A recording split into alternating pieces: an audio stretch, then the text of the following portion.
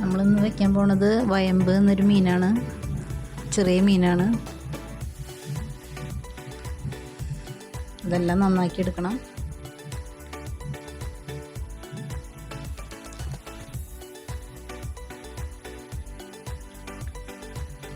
അതിലേക്ക് കുറച്ച് സബോള, പിന്നെ കുറച്ച് പുളി പിഴിഞ്ഞ് വയ്ക്കണം.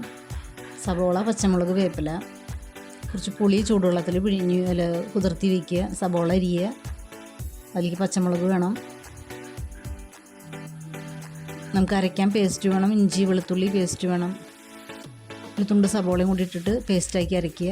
ഈ വഴറ്റണ സബോളയിലേക്ക് പച്ചമുളക് വേണം, വേപ്പില വേണം, ഒരു 1/4 സ്പൂണ് ഉലുവയും വേണം, 2 വേപ്പിലയും വേണം. അതിന് മുന്നേ നമുക്ക് മുളക് പൊടി, മല്ലിപ്പൊടി, മഞ്ഞൾപ്പൊടി, പെരിഞ്ജീരകപ്പൊടി എല്ലാം കുതിർത്തി വയ്ക്കാം. കറിക്ക് ആവശ്യത്തിനനുസരിച്ച് സ്പൂണിലെടുത്താൽ മതി. പുളി പിഴിഞ്ഞ് പാകാക്കി വയ്ക്കുക. എന്നിട്ട് മീൻ നമ്മൾ കറി വയ്ക്കണ മീൻ ചട്ടിയിൽ തന്നെ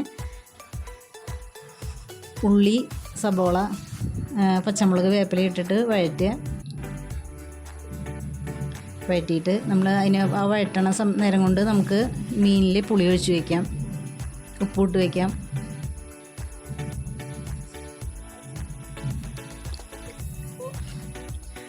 അത് വഴന്ന് വരുമ്പോൾ അതിൽ ഇഞ്ചി വെളുത്തുള്ളിയും പേസ്റ്റ് ഇടുക. അത് മൂത്ത് വരുമ്പോൾ അതിൽ നമ്മൾ